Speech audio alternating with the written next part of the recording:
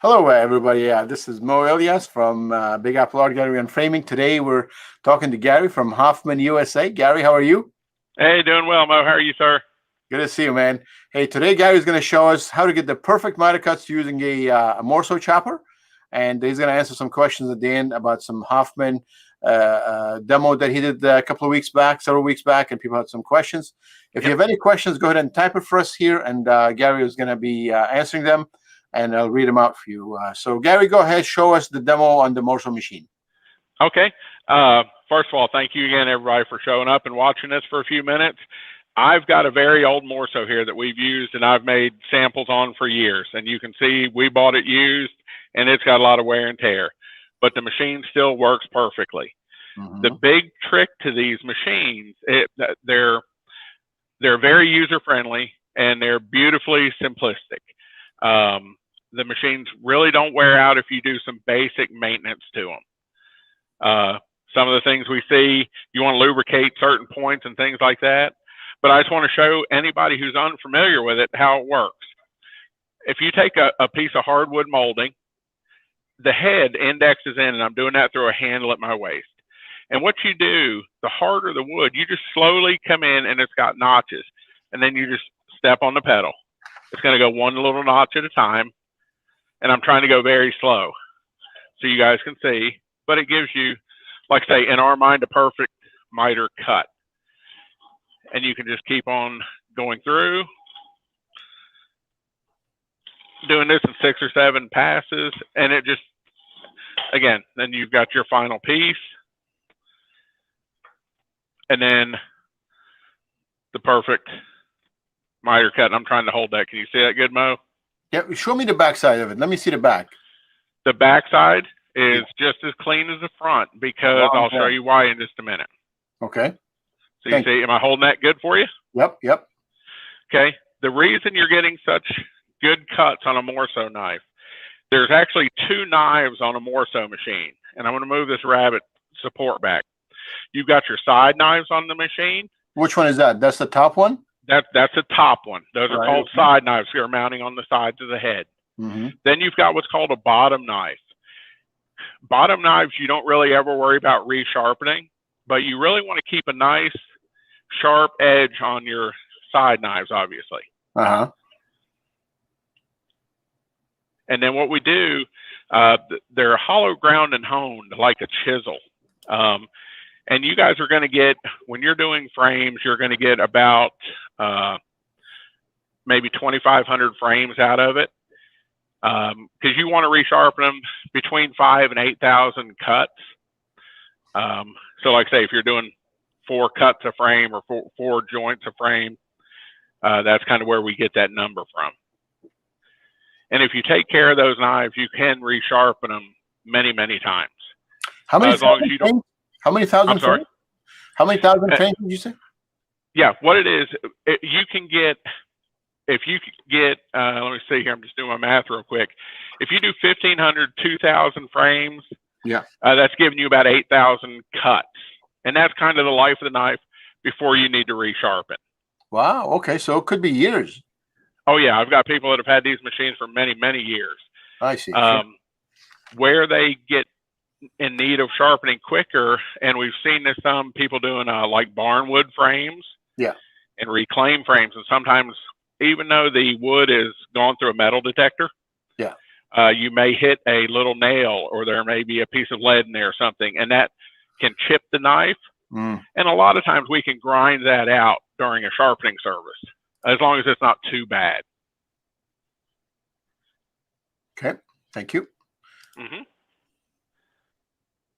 Somebody says, I get a lot of chip outs on the end. I guess they use a MORSO. Why would they get that? Okay, are they getting it on this backside? That's what the question says. I get a lot of chip outs on the ends. Okay, what they want to, the first thing I would do if the knives have not been sharpened in a while is get the knives resharpened. We can do those here. There's a special machine, and where some people get chip out is if the sharpening service that they used tried to flat grind those knives, it can cause it to push through the material and chip the material. You want those knives to make sure they're hollow ground and honed correctly. Mm. And that's going to give you a nice clean cut. The other thing on these bottom knives, if she's getting tear out on the bottom, you can adjust those bottom knives a little bit. You want those things to be less than a sheet of paper away from the side knives. Oh, wow, really? Okay. Yeah, you almost want zero tolerance. In a perfect world, you almost have it rubbing. Okay. Gary, John Rain says, been using MORSO since 78. Great workhorse, hoping to learn something new. Yep. The big thing is, if he's been using it for a long time, like I say, they work great. Some of the things that have been well received is there's a number of different measuring devices you can put on these machines. Mm-hmm. They make measuring devices now. We make one we've partnered up with Razor Gauge. There's a couple other aftermarket ones you can look at. We don't sell them, but ProScale does one. Even Klaus at MORSO themselves in Denmark, they'll make one, a digital stop. Like I say, the machine is built so well, there's not a lot. If he's been using it, he probably understands it even better than I do. But like I say, the upgrades on it is the digital things and making measuring faster and accurate. So the digital stuff, does it move also on its own, or you have to move it? There's a readout. No, there is a readout on some of them, but yeah, we've got some that are touchscreen.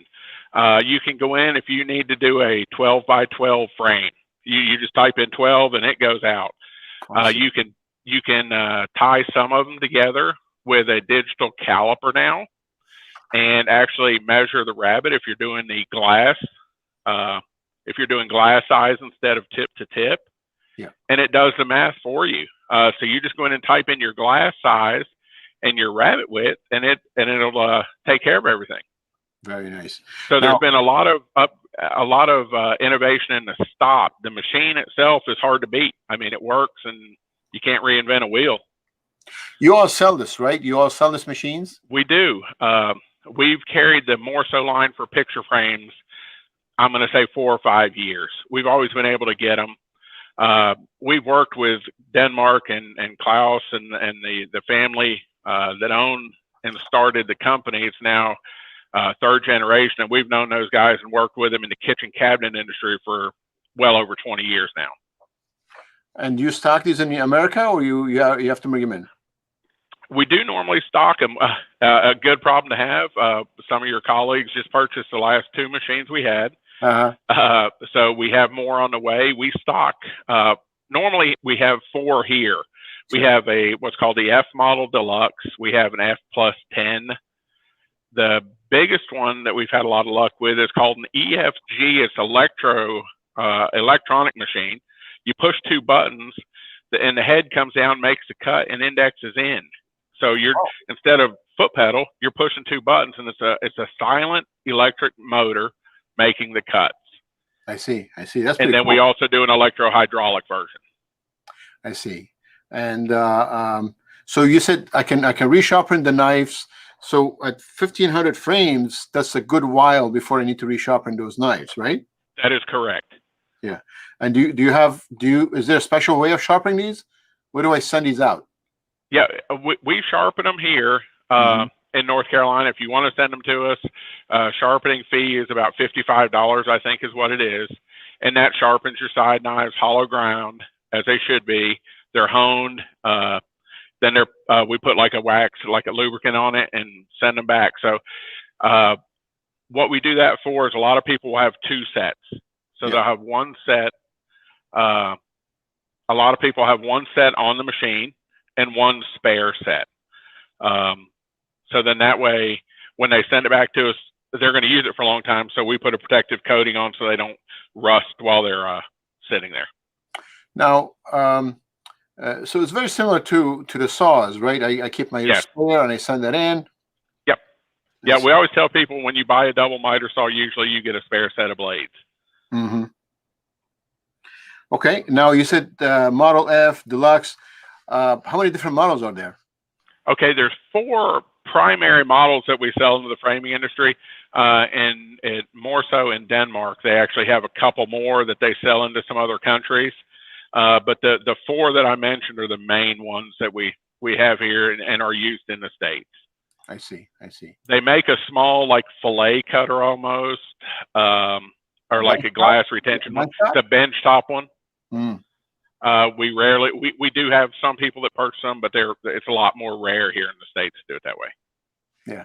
I told you I bought a Model F, right? A photographer was retiring, and I got a really special deal on it. So I'm going to be picking your brain about it once I put it in action. Yeah, yeah.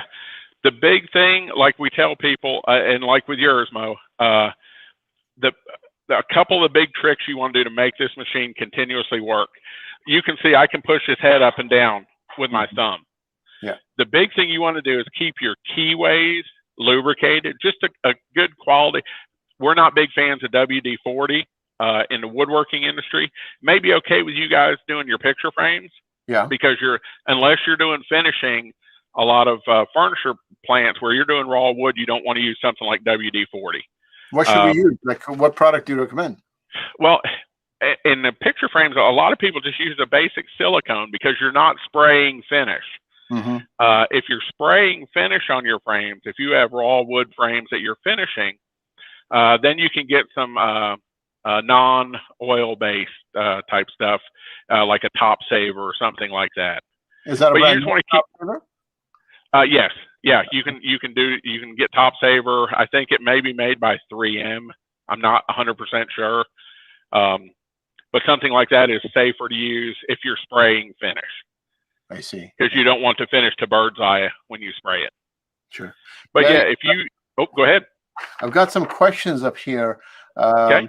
So we use the Giant, same concept we have since 1967. We find using shims to support odd profiles helps. Okay, that wasn't a question, sorry. Patricia says, what if one side of the blades are paper width and the other blade is not? How do I adjust for that? Okay. There's 4 screws that hold the bottom knife in place. And they don't look like it, but they're slightly elongated. So be careful when you break those loose. Are you back on the MORSO now, Mo? I'm not sure which camera. Yeah, I got you. There's 4 screws. And if you break those loose, you can, and really that's what I do if I'm setting one up, if it has been off, is I will literally take a little piece of paper, notebook paper, put it in, and push those knives over as tight as I can get there with a piece of paper in. Mm-hmm. And then tighten those back up. You want to make sure they're good and tight. And then obviously when you step on the pedal the first time, go nice and slow. Just in case you've got one or something moved, you don't want to nick your knife hitting your bottom knife. Sure, sure. One more question for you here. Dennis says, we have been using MORSO for 30 years. We have the electric one. Is there any clever way to line up the blades correctly? The best way to do it is get a machinist square. Mm-hmm. And put the head in the safe working position. Hopefully they still have a bolt for it, which will hold the head down like this. Put a machinist square against the cutting edge of the knife, and then line your fence up to that. How do you line the fence? Is there an adjustment screw for it? You see these handles? Yeah. Are those in your screen? Yeah. Okay, I'm not gonna make any more cuts, so I'm gonna break this one loose. But that just breaks loose, and then you can move to different angles. Oh, I see. Sure. Okay. So that's where you use that machinist square up against this, and then adjust your angle of your fence to your machinist square. And it's very, very quick, and that's the most accurate way. And you can get a decent machinist square at like Lowe's or Home Depot. You don't need to go overboard and get a very expensive one. Aurora has another question. This is a lady who had a chip in the back. How do I bring the blades closer in the final chop? Mine appears to have a small gap. Maybe that will help prevent chipping. Okay, there's a way to do that on this pivot point. If you're looking here on the pivot point, you can actually move it where this head will come in further, and there's an adjustment underneath here. Okay. But you can actually bring that knife, so when it's in its final working position, you want it to just barely break the plane of this. Mm-hmm. And another thing he or she can do, I didn't hear who gave you the question. I've got some people that have actually done a neat thing too. They've actually taken just a thin piece of maybe a 16th inch piece of wood, 2 inches tall, 3 inches tall, and just used some two-sided tape against this fence. Mm-hmm. And what that does, again, I'm going back to our previous video. Yeah. If you've got this here, that actually gives you a nice backing block or chip breaker for those tall cap rails and floater frames. Just a thin piece is all you need to put that in there. And that is going to support the entire cut, because on this, if you have anything taller than this, you don't have support, and you may get a little tear out on the top of the frame. I see. John Rand says, I've always cleaned the keyways and rabbet support slides using 3N1 oil after changing the blades. Oh, so he's going back to that part. All right. Different models, machine, I got that. MORSO machine, stock, Hoffman, Sharpen, nice. All right. I've got all my questions covered. I don't think I see any more questions here. Guys, okay. Flickering on me, and my camera went blank. So my sound is there. You're going to see later. And I'm having technical issues, but you can hear me, right, Gary? I hear you perfect. All right, let's go. Let's go to the next part of your demo. And if my camera comes back on and I can see the other questions, I'll read them out for you. Okay. Now this one is one. Can you guys see the back of the Hoffman machine right now? Yeah. Okay. This was a very common question last time. How hard is it to change the bit in the Hoffman machine? And it really is not hard. The first time may take you about 10 minutes to learn and see what everything does. What you do is you take your Allen wrench. I've got a number 5 Allen bolt underneath here. You can't see it, but this is what I'm doing. And first of all, safety first. Make sure your machine is unplugged and make sure the air is off the machine completely. Then we've got this set screw, and you can thread this down, and that actually lifts the motor up to put it in a service position. Again, completely unplugged, no air. Okay. Take your Allen wrench, and there's a little bolt underneath here.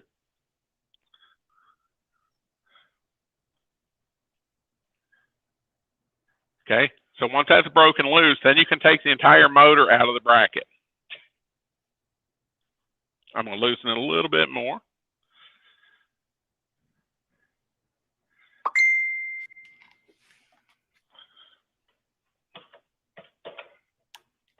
Okay, so the motor will come all the way out of the bracket. You break this collet nut loose from the shank, and the bit will actually come out. Put your new bit in place. Put your motor back in your bracket and just let it bottom out. And then again, tighten that motor back up. Don't worry about fine tuning it yet. So once this is tightened back up, this is where the new machines really come into play. We've got a locking lever. Simply break the locking lever loose, just like I did, and then bring it back snug but not tight. Then you've got a fine tuning knob. This lets you move the move the motor back and forth to fine tune. And that makes it so quick to change that bit.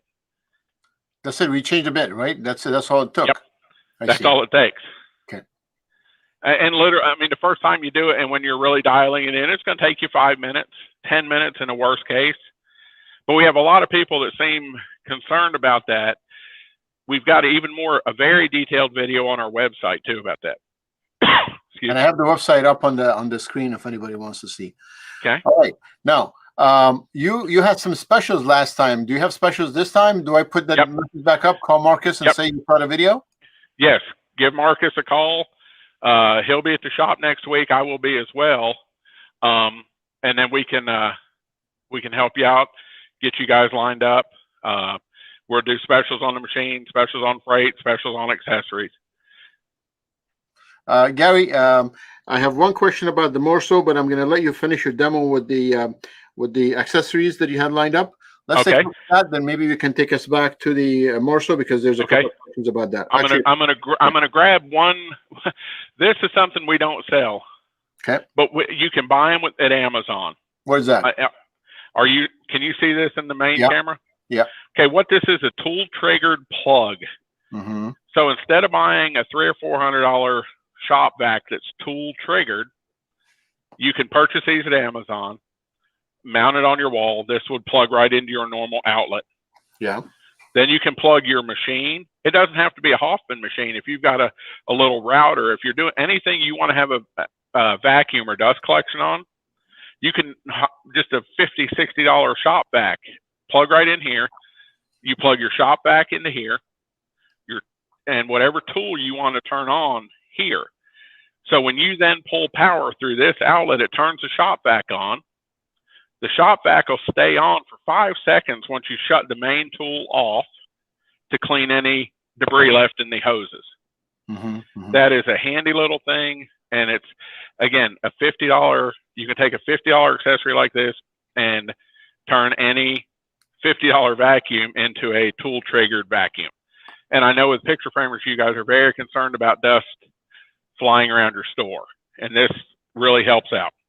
Yeah, that's just something I had a lot of questions about after the last video.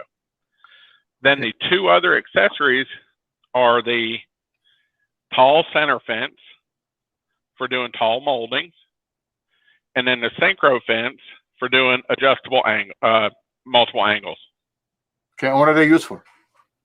If you get people doing flag cases, any kind of display box, octagon frames, and that just lets you get in and do any angle you need to do consistently and perfectly. Can you show me how that works on the machine? Where does it go on the machine? Yes, sir. Let me slide by you, Andrew. I got my son helping out, so hey, Andrew. go to this machine.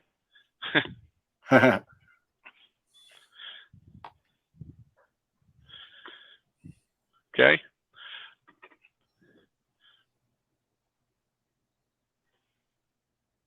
You simply remove the center fence that's on the machine, replace it with a synchro fence. The synchro fence fits in the same track, so you're not having to change anything or do anything different. And you lock it in with your locking lever. And then you can then take any material you're wanting to set up, and this will set to whatever angle it needs to be. I see, I see. 22.5, 33, anything you need to be. I see. And then you lock that angle in there, and you're all done. I see. All right, we're going to go to the tall fence, and I've got a question about the tall fence here. Okay. Steven says, I have X-Line 25, probably a model number, right? Yep, X-Line 25 is the pneumatic benchtop machine. And the tall fence, I can't get close. I can't. Oh, he can't seem to get close enough with it? On thin moldings, right. That's what he said. On thin moldings. Does he have the one that looks like this, that is the galvanized metal, or does he have the black one? I'm going to wait for him to answer that. I don't know. Okay. All right, you can tell me about this exercise. Okay. Yeah, this one is made for the MU3 series. Mm-hmm. Since these have come out, some people go online and order the tall center fence, or even if they call the office and order the tall center fence, they'll normally get this one unless they specify that we have an X-line machine. Then we have an old style that is made to go closer for that. Mm. But he can make that one work. All he needs to do again is take a spacer, a 1-inch piece of scrap, and put it here. Then that'll get him closer to the fence, and he can use this for his fence. I'm just trying to, we can get him another fence if he wants it, but he can make the one work that he has by just putting a tall spacer in there. All right. Stephen is in Ireland, and he says this is the one. He says it was supplied to him by Hoffman distributor in Ireland. Okay. Yeah. Yeah, and they probably didn't they sold him a tall center fence for an MU3 series, not the X-Line series. Not a problem though if he wants to do that, or he can get one. He just needs to let them know that it's for the X-Line series and it's a black steel plate, not galvanized. Sure. All right. If you go to the MORSO, let's see here the question. Paul says, think we are all waiting for revelation on improving our MORSO cuts? Oh, everybody's looking for a revelation. Sharp knives is a huge thing. I'm going to step around here. Yeah. But yeah, the biggest revelation is going to be supporting your material throughout the entire cut. Mm-hmm. And making sure the bottom knives are there and make sure the knives are sharp. Like I say, this machine has done thousands and thousands of frames because we take mitered corners to the show. Yeah. There's not a I don't know how to say it. There's not a magic bullet. Yeah. But if you have sharp knives, your bottom knives are tight up against it, and you support your material in the back. Knock on wood, you can't help but have a perfect cut. So is this the machine you guys use when you bring your samples to the shows? Because I've seen the samples of the shows; they're gorgeous. Yes. I see. We do bring these to the show. I cut a lot of them on here, but we also have double miter saws in place. Yeah. But most of the time, for hardwoods and hardwood frames, for hardwood, here, just come around over here. For hardwood frames, the MORSO gives you a nice clean cut. I see. Two more questions. Sure. How much do the knives cost? Okay, a new set of knives, you're looking at $335 for a new set. New set, and that's for the two of them. Somebody had a question here. Hold on. Patricia she says, how much does cutting gesso reduce the amount of cuts you get before having to sharpen the blades again? Gesso probably cuts them down by about 30%. I would probably, if you're doing all gesso frames, I would probably get them sharpened every 1,000 frames. Mm-hmm. Just to be safe. And again, when we sharpen them, we're not grinding them down where you lose a lot of life. All we're doing is kind of resurfacing that edge. Because again, gesso, if it's brittle, we've seen different, I don't know what you'd call it. One seems more brittle than the other for some reason. Not sure whether that's a finishing process that the picture framers use or, but just to be safe, I would do it every 1,000 frames. That's about every 4,000 cuts. Sure. Now I've got a question. One more question about gesso. Then there's a question about flat ground versus hollow ground. Let's do the gesso one because we're on the topic. Andy says, I have a problem with gessoed and moldings with non-straight backs, like Rocco style. It leaves a rough edge on blown out back, particularly on undercuts. I don't understand the question. I don't know if you do. Now I'm gonna ask what exactly is that? Is that like what somebody called a shell back molding? Is that what the Rocco probably means something with ornamentation. That I honestly I don't know the question.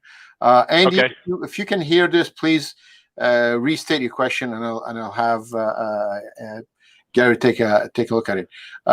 Nancy has a question. If I have MORSO knives that have been flat ground, and it is an issue, is it an issue to send them in to be hollow ground? What is a hollow ground versus a flat ground blade or knife? Okay, all right. A hollow ground versus flat ground. Flat ground. If she had them flat ground, we sometimes, most of the time, can fix them. Because what happens there is they've taken so much life out by flat grinding them. Yeah. That it's hard. By the time we go back in and put a round over hollow in them again, if I'm going to use this as a piece here. So if you're looking at a knife edge like this, we want actually a divot in that knife. That's an exaggeration. I see. But we want to roll that material away. Where a flat ground is just like a wedge. When it's making that cut, it's making it a lot harder to make that cut because it's wedging itself in. And if you look at scrap off of a MORSO, it should be curled away. I see. Sure. Okay. And what that does, that allows that knife to penetrate it even easier. It's like using a hand plane when you plane a piece of lumber. That's exactly right. Yeah, a chisel, it rolls the material away. All right, that makes sense. All right, I've got all my questions here. I've got Marcus's number up at the bottom on the screen. Okay. Gary, anything else to add at the end? I don't have any more Well, questions. I do want to throw something out there. Marcus and I talked about this today some. We want to really do as much as we can to help you guys as your industry that we can, and we also learn a lot from you guys. We're going to, Mo is allowing us to do like a video a month, and we don't necessarily need to keep showing our stuff as much. We're glad to show it and explain it every time. But if you guys have any questions on things like saw blades, air compressors, fittings, I mean, anything you can think of, if you guys kind of throw them at us in advance, we have some good resources that, I hate to keep going back, but like the woodworking industry, we have a lot of resources there that can marry into y'all's industry as well. And we can check and see like, hey, they're doing this, or the gesso question, or things like that on the MORSO, or what kind of saw blade is best, because we've got a great saw supplier here local to us. And we'd be glad to do some research on those and really do some homework before our next video. And if we just want to help you guys, because you guys teach us all the time, and we want to kind of give back to you guys. Where do you want them to post these questions? Where do you want to see these questions posted? If they want to do it like on Mo, I'm not sure how this works. If they want to do it on the Facebook, on your page, sure, and tag me in it somehow, or if I watch your page about every day, a couple times a day, and I pick up stuff that has no bearing on anything I do, but it's super interesting. Sure. And if they post a question, hey, that Hoffman guy mentioned he may know something about this. We don't know everything by any means about everything, but we're glad to do some research and try to help you guys through different companies, like say 3M. We've got tooling suppliers, we've got finishing suppliers, glue suppliers, and again, we may not be able to help, but we're glad to try, because we appreciate everything you guys throw at us. That's very cool. Andy's back, and he has an explanation. You know, the guy who was asking about the gessoed molding, Roco style. Okay, he says it's not an ornamentation. I think shell back would probably describe the shape. The back of the molding has under and over cuts. Okay, so the molding, so when you cut down on it, that's what I thought it might be. You want to support, the best support you can get for that back of that molding. When those knives come through, they'll actually act as a chip breaker. We've got some people that do like a rubber or a foam or just something. You'd be surprised, like shipping foam, like a dense shipping foam or packaging foam that you can get. Yeah. And if you put that in there and hold down tight on it, when that MORSO knife comes through to make that cut, as long as you're supporting the edge where that knife exits that material, that is going to alleviate a lot of the chip out or tear out. The more support you can get, a lot of times if we have people doing it in volume, like where they're doing a crown molding and there's a void behind it, they'll make a reverse image of that. I see. Sure. And they want to support the entire length of that joint. So if I had a shell like Andy does, I could put like a peanut, you know, a shipping peanut, right where the knife penetrates. That should be enough, right?